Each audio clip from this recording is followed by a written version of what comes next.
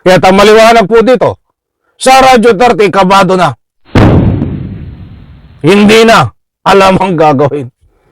Natakot dito sa parusang. Alright, welcome back to my YouTube channel.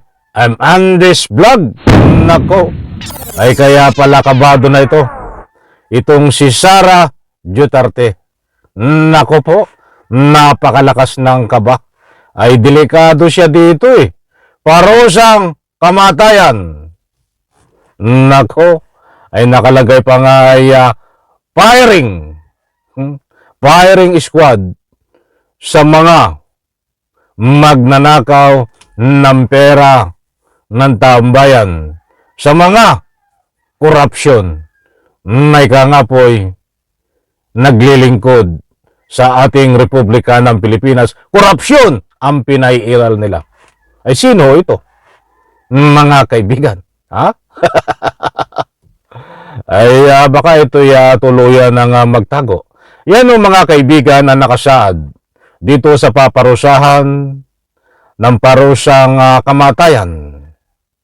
At i-firing squad nga kapag nahatulan diyan no sa Sandigan Bayan.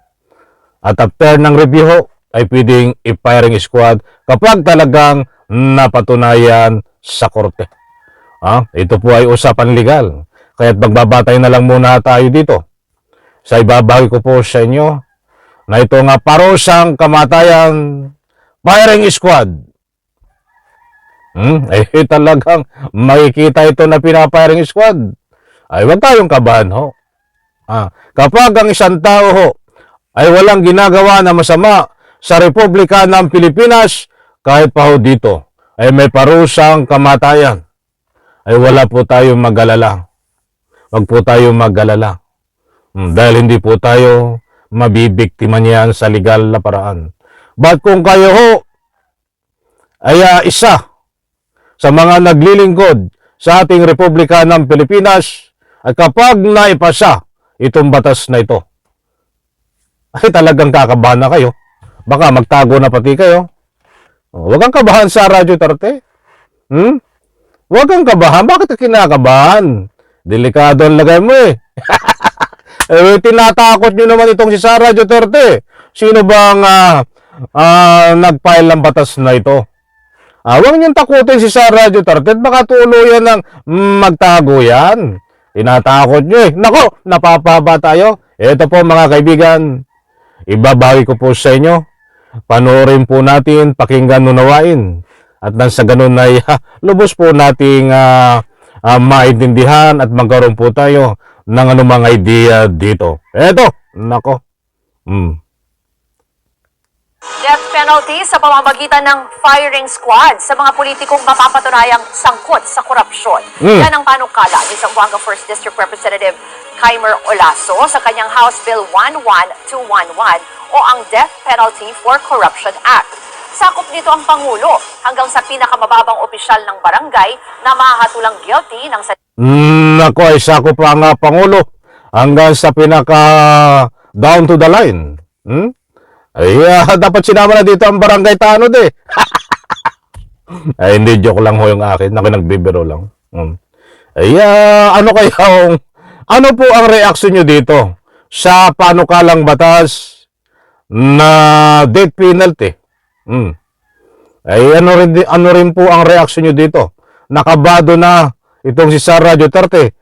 Dahil ang usapin mo dito ay mga magnanakaw ng pera ng taong bayan o sangkot sa anumang katiwalian na may kalakip na ganong halaga po ang nakulimbat at nanakaw ay pasok dito sa tinatawag na death penalty. Ito pa.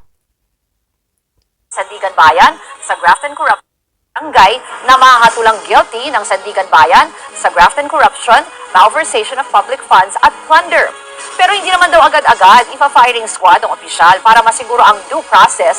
Dapat daw ay kinatigan na ng Korte Suprema ang desisyon at nagamit na ng akusado ang lahat ng posibleng legal remedies sa kanyang kaso. Dati nang pinatutupad ang... Ayun mga kaibigan, hindi ka naman pala agad ipa-firing squad. Bakit ka kinakabahan? Natatawa tuloy ako. Ay maliwanag naman po dito. Tayo po ay mayroong pinagbabatayan. Hindi ka naman pala agad ipapiring squad. Kaya huwag kang kabahan. Sa Radyo Tarte, dito sa panukalang batas na ito. Dahil ang sinasaad dito sa panukalang batas na ito, ay gagawin mo lahat ng remedyo mo, remedy. Kung halimbawa matulang ka, ay ng beyond reasonable doubt. Nako, kung matulang kang ganyan, ay aakit pa sa Korte Suprema at gagawin pa at kakatigan pa ng korte. At gagawin mo lahat. Kunin kahit anong sinong abogado mo dyan. Yung mga abogado mo na nananaginip ng gising. Kunin mo na rin. Maliwanag naman, di ba? Ito pa, bago tayo magpatuloy sa ating anumang komento. Death penalty sa bansa hanggang sa tuluyan itong winakasan noong 2006. Mga kapatid, Ayun mga kaibigan, maliwanag po buhat dito sa News 5. News 5, maraming salamat sa inyo suportahan din po natin yung News 5. Maganda po ang kanilang mga binibitawan na anumang balita na may init.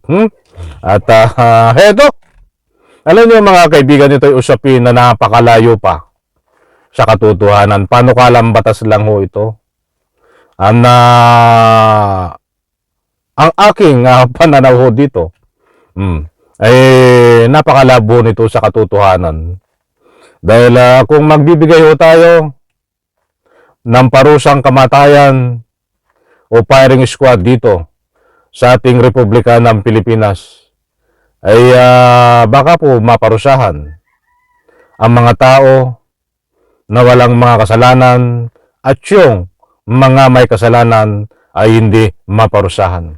Kaya ako mismo ay bagamat pabor tayo, but kahit pabor po tayo dyan, malayo pa ho ito sa katotohanan. But anyway, kahit malayo po ito sa katotohanan, itong firing squad na ito, ay kinakabahan daw itong si Sara Duterte. Ang daming nagbibigay ho ng anumang public opinion. Ngayon po ay buong puso nating nire-respeto.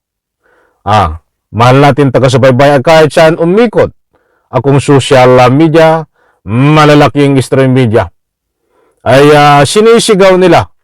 Pagputok nung ay balita na yan kahapon, kagabi, ay ang dami nagbigay ng mga komento na nababagay daw ito dito ho kay Sara Duterte. Napawang mga public opinion ho yan na pinapahayag at sinisigaw ng taong bayan, pera ang kanyang mga tagasunod. Sabi nga, kung babasahin po natin lahat, napakarami. May nagbibigay pa nga ng kahit wala ng ICC, basta may firing squad. Para isama itong si Digong, si Bato, si Bongo. Inay walang kumpirmasyon at binabasa ko lang ho at ibinabahagi po sa inyo ang mga opinion ng ating mga mahal na taga-subaybay. Muli kong inuulit, malabo ho ito sa katotohanan at napakalayo pa ho nito, mga kaibigan. At naipaliwanag ko na po ang mga dahilan. Kaya kung nasabi pa naman po natin at nabanggit, dito ho nakabado na itong si Sara Duterte. Yan ho ay pawang mga public opinion. Huwag kang kabahan, Sara Duterte. Malayo pa sa katotohanan itong firing squad. But anyway, hindi po natin hawak kung ano ang mangyayari dito. At ang aking public opinion dito, malayo po ito sa katotohanan. Kaya dapat umasa ho tayo ay dito sa gumugulong kung anong may rules na nakapasa na batas sa ating Republika ng Pilipinas. Kahit walang death penalty ho, kahit walang firing squad, kung bibigyan po natin ng ngipin ang ating sandamakmak na batas na pinatutupad sa ating Republika ng Pilipinas, sana matagal nang nakulong itong si Sara Duterte, itong si Digong, itong si Bato, itong si Bongo, at itong marami pang iba na sangkot sa hindi magandang gawain sa ating Republika ng Pilipinas. But anyway, abangan po natin. That is my public opinion. Kaya ang maliwanag po dito, Sara Duterte, kabado na. Hindi na alam ang gagawin. Natakot dito sa parusyang kamatayan. Nako, that is mga public opinion, mga kaibigan. Muli po, maraming salamat. Magpalain po tayo lahat. Sabay-sabay po nating i-like ang video na ito. Bye-bye, palakpakan.